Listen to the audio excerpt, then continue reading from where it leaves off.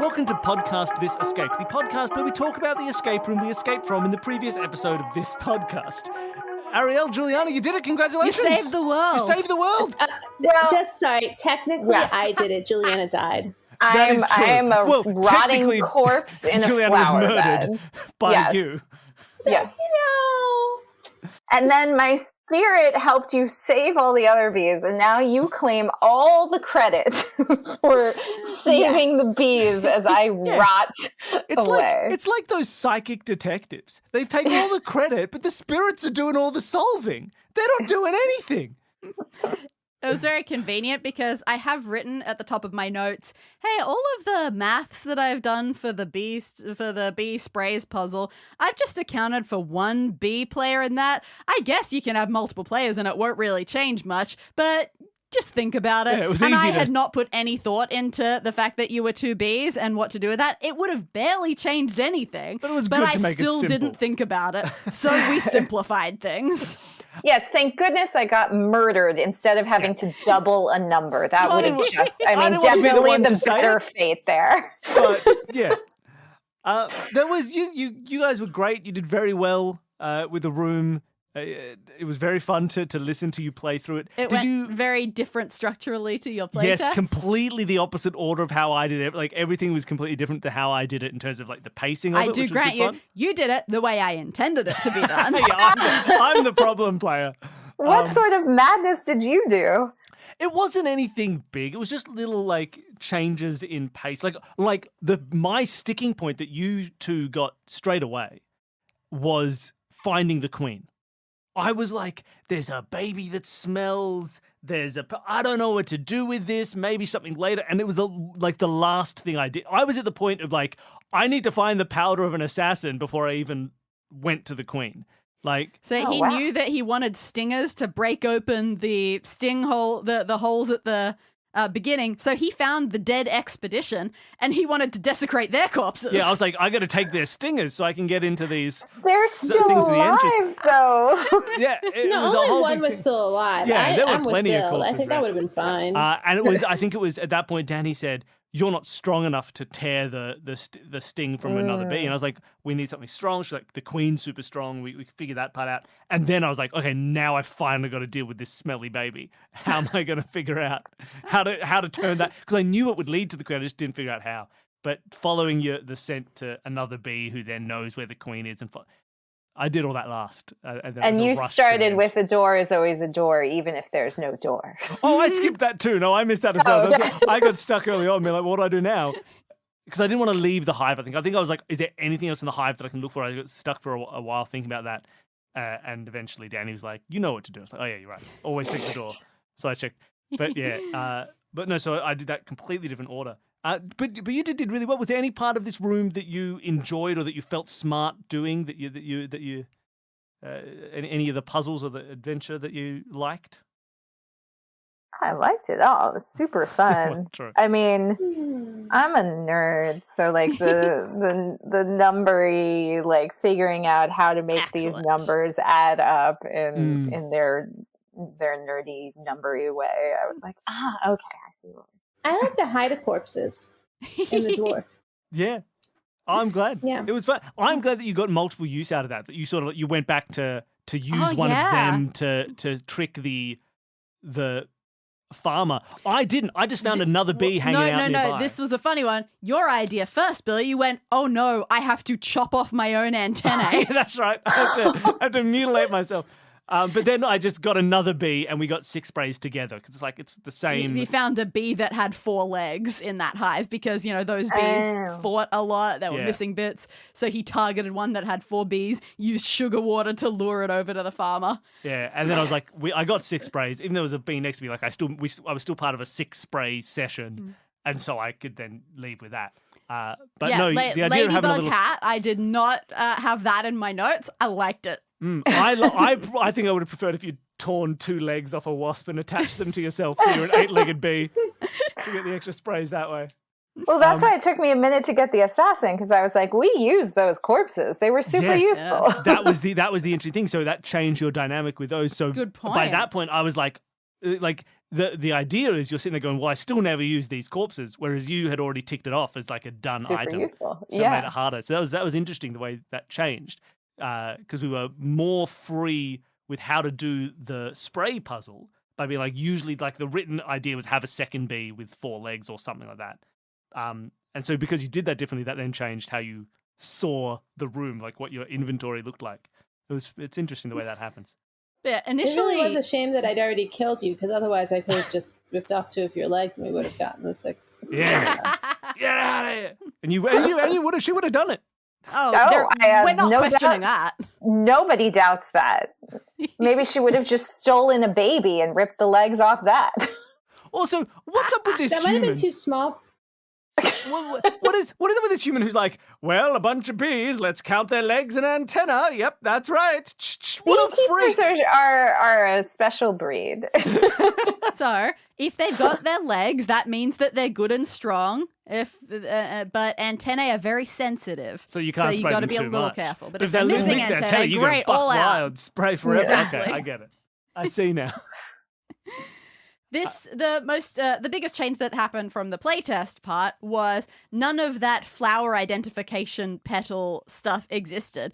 It initially started out as more or less just, the bees started in the northwest, then they got attacked in the southeast, they fought in the southwest and didn't make it to the northeast, so they're probably somewhere between those 2 locations. Let's just look carefully and see if we find them, and find them. But Billy rightfully said, this feels like a puzzle needs to be here. Yeah, because it was kind of just like, you just sort of looked. It was just, look for bees. And it didn't feel instruction. unambiguous, sort of. Like, it didn't feel like there was a solution moment. It's like, are they maybe here? Oh, yeah, they're the bee.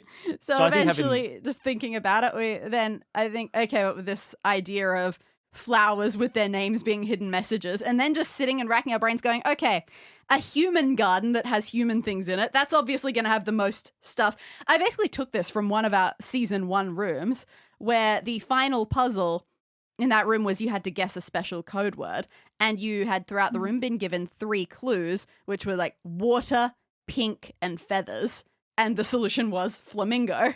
And so I wanted to do basically exactly the same thing as that, to try to lead you somewhere. And then it was come up with some words that maybe a lawn gnome or something similar that you would find in a human garden. What are 4 words that you could clue to that? And then, are there any flowers that have these in their names?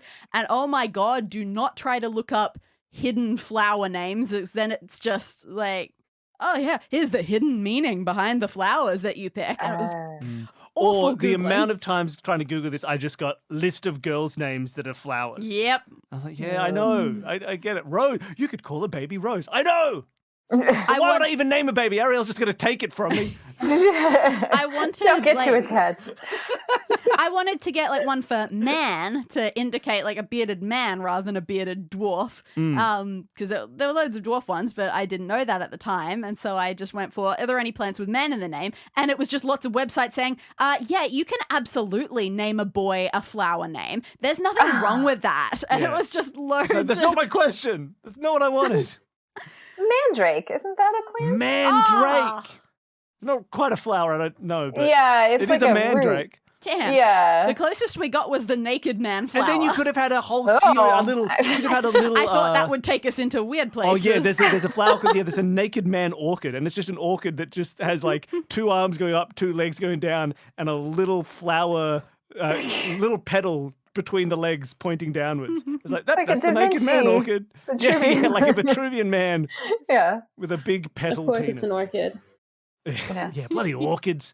No, I was very impressed. Like, you got that dwarf one very quickly in a nice, sure way. You're like, let's look for a hidden beard, a false beard. Yeah, it's like I wanted to like, dwarf, keep which prompting I you like. to keep talking because you were saying it. Like, obviously, it's one of those cases like on a quiz show or a game show or anything. Often you give a right answer, but not too specific, just in case the details mean that you've then gotten it wrong. But in your case, the more specific you got, the more right you were. Sort of That shied was away. You're super like, fun. can I look for a false beard? No, I'm just going to look at the dwarfs. No, please. Please, come on. I was going to look for a force beard, but then the spirit of Ariel was doing something. But no, it was really great, and I really liked that the it's nice playing with people who know escape rooms and who know like the structure of these things, because both of you are very good at looking in far enough to be like, where's the stopping point? Where do we need the puzzle? Oh, here's this. We're not going to have the information for that. Let's go over here. Oh, now let's check this. And like your understanding of the structure of how clues are given makes it so enjoyable to listen to you play, because you're never getting. There's no point where you're sitting there getting stuck on something that we're like, oh, they can't do that yet. They don't have all the clues. You know when you have the clues, and it was very refreshing.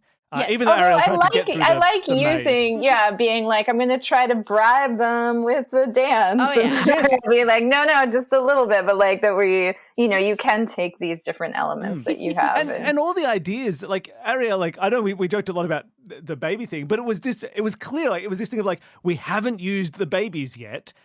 That's like a thing. We could have one. Maybe they'll take it. Maybe there's something there. And then, like, from an escape room logic perspective, makes perfect sense. It's just wrong. From a morality perspective. It's just morally wrong. But it was very Maybe. it was puzzily correct. I was correct that we needed to bribe them. Yeah. Exactly. You knew exactly what to do, and you just hadn't checked the door, so you didn't have the sugar water. But within the structure of what you had, it was a perfect solution. It was just wrong. It is interesting. We've just recently started rewatching the YouTube series Escape with Janet Varney, and it's just, going through a quick half-hour escape rooms with a mix of people who either have escape room experience or who don't. And a lot of what you see, and I'd forgotten how much this was true, is of the new inexperienced players not knowing how long to pay attention to something or what is relevant and what is set dressing, and just focusing on things not in quite the right way and not knowing how to filter appropriately. And you don't even realize that's a skill you gain, but then when we come back to watching you guys play, it's really obvious how much that is happening. We see that all the time with playtesting too, because it's a lot of people are very smart people. And so they can overthink their way through all sorts of craziness, where they will have something and they're like, oh, well, you probably have to, translate if A equals 1 and B equals 2, turn it into numbers and then do a math equation. And then you need to see the shape of the numbers and use those shapes. And they like go on this crazy tangent where it's like, no, just keep looking around. Like, we would never make you do something so insane. But because they're not experienced in escape rooms and they're like, I'm here to solve things, they start going in all these crazy directions. For sure. And they don't have an understanding of the expectations. It is interesting every time you go into a new kind of experience. Like, we find this whenever we get a new brand of at-home escape rooms. You've got to learn their language. You've got to learn what they find acceptable. Mm-hmm. And what their level of telegraphing is going to be like. Yeah. Did you enjoy being bees? Were you I expecting did to be enjoy a being bee? bees, although I was like, oh, colony collapse. Like, it's such it's such a sad thing and very dire, and like, oh, okay. Well, I wish it's it okay. was so It's not easy happening to anymore. solve. You fixed it. Yeah, you fixed it. We you saved fixed the world. it, yeah. It's Well, all Ariel good. fixed it. I'm Yeah. dead. No, your death helped. It was Taught a me sacrifice. Losing one to Noble save many. Noble sacrifice. Yes, sacrifice. Do you feel that it would be possible for a real escape room to incorporate, to have a beehive themed room where you are bees? Where you are bees. Yeah, could you pull this off in real physical space? It would be gorgeous, like those hexes everywhere. It'd be a things lovely to set. Explore. Really, really cool set. I think it depends on what country you're in, because the way I would want to do it would be with like a lot of zip lines, so you could actually fly places. Oh, you And get I don't in, think you get that's a happening harness. in America, but there are places you could do that. Oh, it would High be very ropes cool. course / escape room. A high ropes escape bee Oh. course. Well, you can do a high ropes course. That's a real thing. Yeah. So you just Yeah. There must be some way you can make 'em- incorporate the you two. just put puzzles in it and paint everybody black and yellow. Surely. It I would be- love that idea. That's so fun. It is a very cool idea. It is nice, and it's nice, like, in this audio space, we can just, it's so easy, right? You just say, you're a bee, now picture yourself as a bee. And then, like, you want to travel long distances just travel long distances. Want to go to a new location? It's quite easy, but there is something about it. It would be lovely to walk inside a giant beehive and just look around, look up and be like, look at, I can see all the hexagons, I can see all the bees and all the stuff. It would be a lot of fun. It was very difficult, and I wonder how much harder it would be in the real space. Maybe easier because you can actually look at stuff a lot more. It was really hard coming up with puzzles that worked for this because you're like saying, cool, all right, writing out, proper pictures out, These are talking bees. out. Yeah. So yeah, it wasn't easy, which is why I'm glad I've transitioned to slightly shorter rooms, so I didn't have to try to come up with too many different puzzles for this sort of thing. Initially, I have in my notebook from ages ago all of my different room locations that I want. I had Anthill as one of them. Okay. Yeah, that's fun. that'd be really cool. I just thought, the different tunnels, a hive mind sort of thing seemed important. And then at some point in recent weeks, I went, wait a second, I don't know anything about ants, except that they have something on their midsection called a petiole. Thanks, university. No, that's really annoying. You have to, Don't get me complain about started ants. on the stupid petiole. You started yourself on the ants. But then I realized, hey, you know what I actually know a little bit more about, also from university, is bees. One of the big assignments that we had to do in university was they had taken, there were apiaries on campus, and they had stuck some cameras inside the hives, super close-up cameras, and they had recorded bee dances. And they gave us a map of the university, and they told us, here is the hive. Where is the honey? Where is the pollen they're talking about? Bee dances we yourself? we had to interpret their bee dances and mark them off on a map. You had to translate a bee. You followed a bee's directions. It was so cool. That's insane. How do they actually direct? What do they do? Okay, so I'm pretty sure that it was based around the sun rather than cardinal direction. So it was like, where is the sun at this point? So maybe we also had to know what time of day it was. Don't really remember. But so they make little figure eights, but the angle of their figure eight is important for telling you the angle that they were flying. And they would do a bunch of figure eights. And then at some point when they're doing their middle stroke of the figure eight, they waggle, they vibrate themselves. And how long they vibrate for was a was a time marking. And I think it was like That's 1 so cool. second per kilometer or something like that.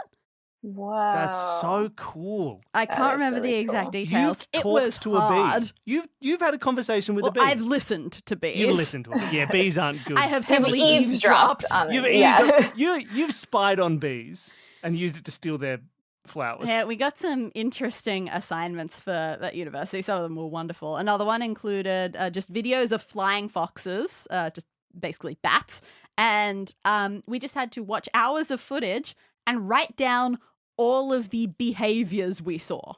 Just everything. Literally, all the behaviors. That sounds more boring than talking Oh, to a boy. bee. But yeah, so I just took literally anything that I knew about bees and then Googled some more little stuff about bees, which included stuff like, what colors can bees see? Which seems to be blue, green, and ultraviolet. That's all we needed. And then looking up, hey, it turns out that only normal bees die when they sting stuff because of the shape of their stings. Queen bees can sting whatever they want. Look at that. Everyone who played this room learned a lot about bees. As well we should. We should all know more about bees. Well, look, we won't keep you any longer. It was lovely to If have you you want to play. know more about bees, you can find out yourself. Look But- at bees closely to see if they've got little pollen bags. It's Everybody so look cute. at bees in your personal life. Now, is there anything at the moment that the two of you are working on? Any fun, like escape roomy projects or anything that you want to talk about that you can send people to? There's one thing which we're going to be talking about soon, but we'll give you a little teaser for, which is that we're working on a very cool environmental activism Oh, project that Save the bees? is Yeah, part of it. I mean, no. save the climate. Yeah. But I have been saying recently that I felt, should I be getting more political with my escape rooms? apparently so. there's a lot of work that we could be doing in the world, and so we are hoping to use games to help with that. Excellent. Uh, I'm so So I think excited. that's all we can say about that project. Yep, we'll for leave that now. as a Okay. mysterious tease. We can say opened somewhat recently at Universal City Walk at Universal here in Orlando. We were able to consult on the great movie Escape. So that is a Jurassic World themed escape room. and escape park would be awesome. Escape room and a Back to the Future escape room. So those are open and people can go play, which is super fun. I have seen so many exciting images and teasers of things like that on the internet, and just going, no, why are you so far away? I know. It's so cool. We are to step big into Back to the those Future worlds. fans. Would love to check out. That's very exciting. Very cool. And Wonderful. And of course, there's other people can still, I'm sure, buy Escape Room in a Box and yes. all these other And various things. Escape Room in a Box is still available. There's 4 games out now, including the two most recent, which is Time Drifters, Isabel's Story and Kira's Story. And then our updated take on the Murder Mystery Party, where you get to all be a different character and figure out all the information.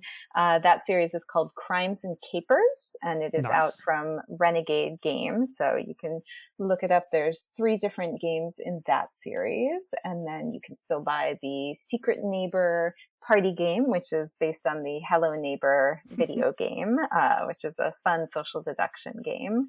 So all of these things are available. Our website is www.wildoptimist.com, and it has links to all of our products. Wonderful. And there'll be links in the show notes to all that stuff as well. And I'm sure you will be able to find those box games because I know that we have them down here in our local shops. Yeah, we turn look at the local board game store. That's awesome. And then we steal them. We steal them from the shelves because we feel like we're owed them. Wonderful. Well, thank you so much for coming on the show. It was so much fun to have you playing through the rooms. Thank you so much. This was so much fun. Yeah, love lovely. getting to be on the show. And thank you, Danny, for making a fun bee room for everybody. I'm glad that I finally got a bee room out. Wonderful. All right. Everybody say... What do you think? Oh. B plus? You can get an A. An A for A, B. You get A, B. Positive. Wonderful. And thank you, everybody at home, for listening. If you enjoyed the show and you want to help support what we do, you can always sign up for our Patreon. It's been recently revamped, the Patreon. So there's a whole bunch of we've got a bunch of new stuff coming out next month. There's for the $5 donors, you still get all the bonus audio. You can hear the playtest that we've been talking about.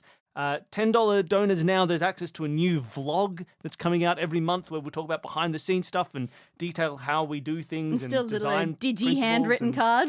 Still get a little handwritten card. There's $20 donors can get a monthly quiz that we do, be part of our big trivia club and all this. There's a whole bunch of fun stuff there and lots of little tiers. So if you haven't signed up before, sign up now. And if you don't want to sign up, that's also fair. Just leave a review, tell a friend, jump online and spruik the show to everybody you've ever seen.